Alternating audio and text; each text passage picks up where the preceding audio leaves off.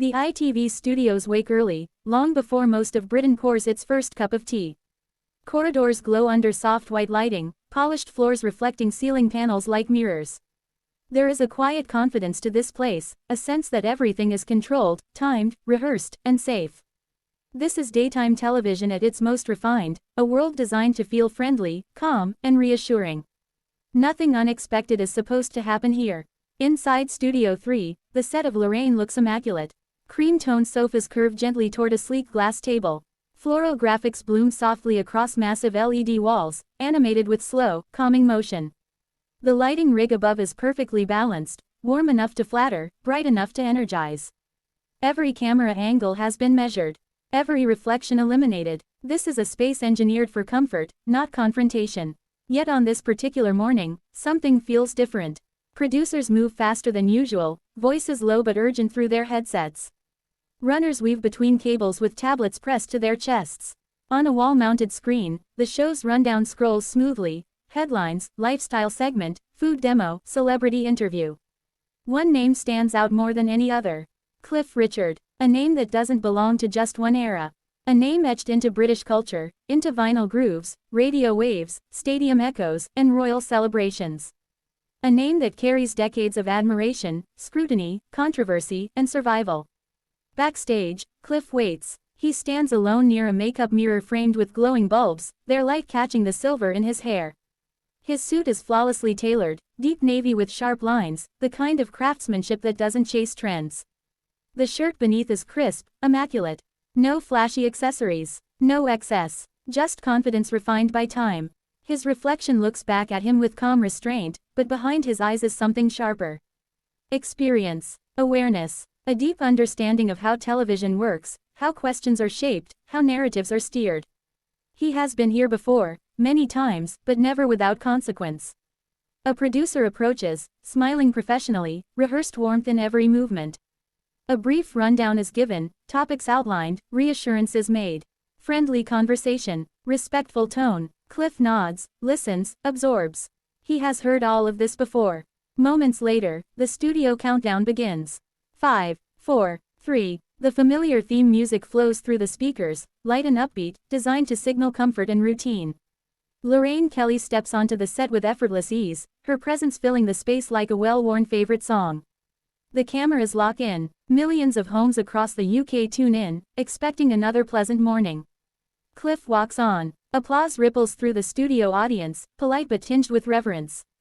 This is not just another guest. This is history seated on a cream sofa beneath pastel lights.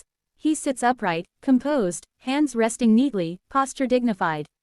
The opening moments unfold smoothly, just as planned. Career highlights glide across the giant LED wall behind them. Early black and white photographs dissolve into color. Gold records shimmer. Sold-out arenas flash by in rapid montage. The production design amplifies the legacy: subtle lens flares, slow-motion transitions, elegant topography. The show feels bigger than usual, more cinematic. Cliff's expression remains controlled, appreciative but reserved. He has told these stories many times. The questions are familiar, the rhythm predictable. He answers graciously, carefully, professionally. The audience relaxes. This is what they came for. But then the tone shifts. It begins subtly, a slight change in pacing. A question framed just differently enough to signal a turn. The lighting does not change, yet the mood does. The warmth of the set suddenly feels artificial, like a painted smile. The conversation moves away from celebration and toward reflection. Toward moments Cliff would rather leave in the past. The carefully constructed comfort of the show strains under the weight of the subject matter. Camera angles tighten. Close-ups linger longer than usual. The control room leans in. Cliff answers again, calmly, but something in his voice hardens. The tempo of his words slows. Each sentence is deliberate, measured, chosen. He is no longer reminiscing. He is defending. The studio audience senses it. A shift passes through the room like a current. People lean forward in their seats. The producers exchange glances. This is not in the script. The questions continue. The pastel backdrop behind Cliff seems almost ironic now, its soft florals contrasting sharply with the tension building on the sofa. The glass table reflects studio lights like fractured shards. Cliff's hands tighten, knuckles whitening briefly before he relaxes them again. This is the moment where control begins to slip. Cliff speaks not as an entertainer, but as a man who has lived under a microscope. His words carry years of frustration, of reputational battles, of feeling cornered by narratives he did not choose. The energy in the studio thickens. Silence stretches between sentences. Lorraine attempts to redirect, to soften the exchange, but the momentum has shifted. Cliff's composure remains intact, but it is now edged with steel. His presence dominates the space, not loudly, but undeniably. Then it happens. Cliff shifts forward on the sofa, rising just slightly, enough to change the geometry of the moment. It is a small movement, but on camera, it is seismic. The studio freezes. Camera operators instinctively widen their shots. A producer's voice crackles urgently through a headset. This is no longer daytime television. This is live confrontation. Cliff straightens fully, his posture tall, controlled, resolute. He does not shout. He does not gesture wildly. His power comes from restraint, from certainty, from refusal. The words he delivers are firm, unmistakable, and final. The decision is made within seconds. A floor manager appears at the edge of the set, just visible enough for viewers to sense intervention. The atmosphere collapses into stunned quiet. Lorraine's practiced calm falters, her expression caught between professionalism and disbelief. Cliff turns away from the sofa. The walk-off is not dramatic in motion, but monumental in meaning. Every step carries decades of legacy, pride, and defiance. The cameras follow briefly, then pull back. The music stumbles. The show cuts abruptly to an unscheduled break. Across the UK, living rooms fall silent. Behind the scenes, the calm illusion of the studio shatters.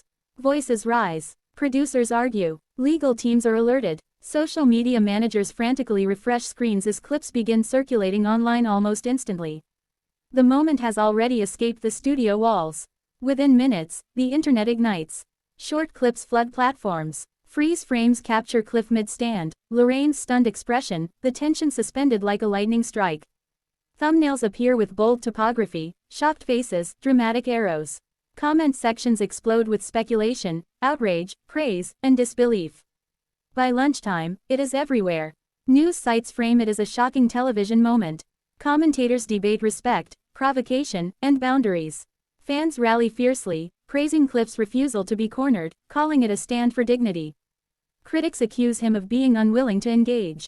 Every angle is dissected. The design of the show itself becomes part of the narrative. Analysts point out how the soft visuals clashed with the hard reality of the exchange. How the very environment meant to soothe amplified the tension when it failed to contain it. Lorraine releases a statement emphasizing professionalism and balance. ITV follows with carefully chosen words. Lawyers review footage. PR teams scramble to control damage. Cliff remains silent. That silence becomes thunderous. By evening, the moment is no longer just a segment gone wrong. It is a cultural flashpoint. A reminder that live television is unpredictable. That legends are not ornaments. That control, no matter how meticulously designed, can fracture in seconds. The studio resets the next day. The sofas are fluffed. The lights recalibrated. The floral graphics bloom again. Everything looks the same. But something has changed. Because viewers will remember this morning not for recipes or headlines, but for the moment a carefully managed world collided with raw human resolve. When a legend refused to play a role. When silence spoke louder than any argument.